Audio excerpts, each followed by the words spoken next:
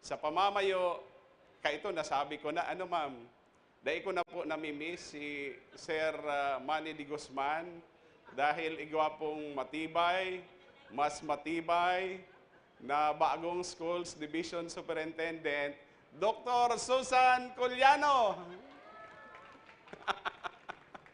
And of course, si Sir Boy Macaraig, ang sa tuya pong Assistant Schools Division Superintendent. Siring man ang mga pulahan, mga palaban, na mga DepEd officials and personnel who joined us today in our occasion. NCPC being represented here by Dr. Amante Ama, sa tuya po gabos sa liwat marhay na pagkaaga. Sa satong paggirumdum, kan ika-38 taon na anibersaryo kan EDSA People Power Revolution, pinapangapudan sa gabos na daisa na girumdumon ang mga makasaysayan na mga nangyari kaidto, kundi paghurupan ang mga leksyon na naiheras kaini sa tuya. Ang espiritu kan people power na naghamunong sa satong nasyon kan 1986. Padagos na nagkukunog-kunog sa satuya ngunyan. Pinapagirumdom kita kan kapangyarihan kan pagkakasararo, demokrasya asin kasarigan kan mga Pilipino na padanayon ang hustisya asin katalingkasan. Ang EDSA Revolution nagsisirbing tingraw nin paglaom asin inspirasyon. Bako sana para sa satong nasyon, kundi pati man sa satong syudad. Pinapagirumdom kita na ang pagbabago posible kung ang lambang na mamanuaan na hali sa gabos na kalakawan nin buhay, magkasurumpungan asin mag-iribahan sa pagtulod kan nagkakasararong kamautan para sa marhay na kinaagahan. Dinuduunan kaini ang kahalagahan kan pagiging aktibong namamanwaan, kan sarong komunidad, kung sain ang boses kan kada saro, dinadangog, asin ang sararong paghiro, minadara, nin mapanibagong resulta.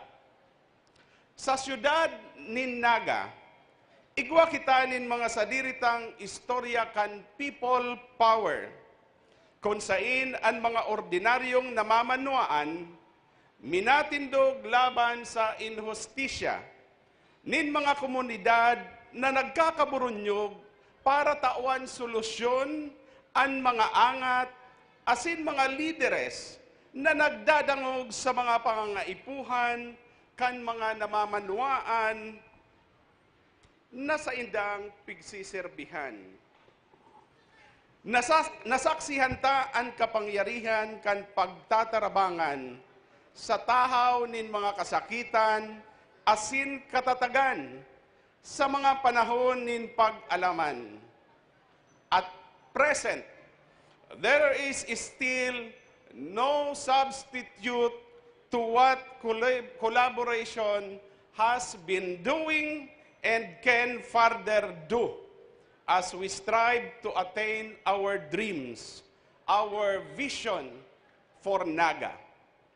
This is largely evident in the involvement of the different communities and various groups and organizations in our many implemented programs in the city, in the area of health and education, in our undertakings in environmental protection and public safety, in the promotion of our culture and the arts, in the strengthening of our tourism campaigns, in the improvement of our economy, In our ventures in various technological innovations and digitalization and more, our engagement and partnership efforts are what continuously see us through the delivery of our mandates to the people.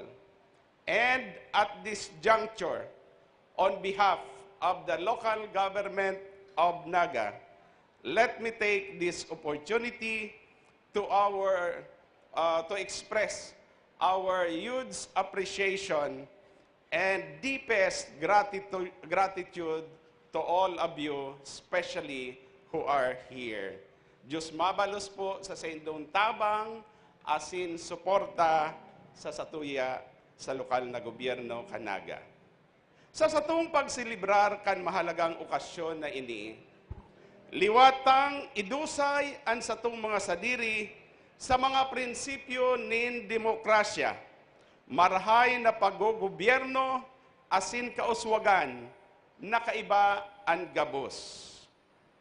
Hinguahon ta na buhayon ang espiritu kan EDSA aru-aldaw sa paagi nin pagtulod nin dialogo, pagkairintindihan asin pagtarabangan sa satong syudad.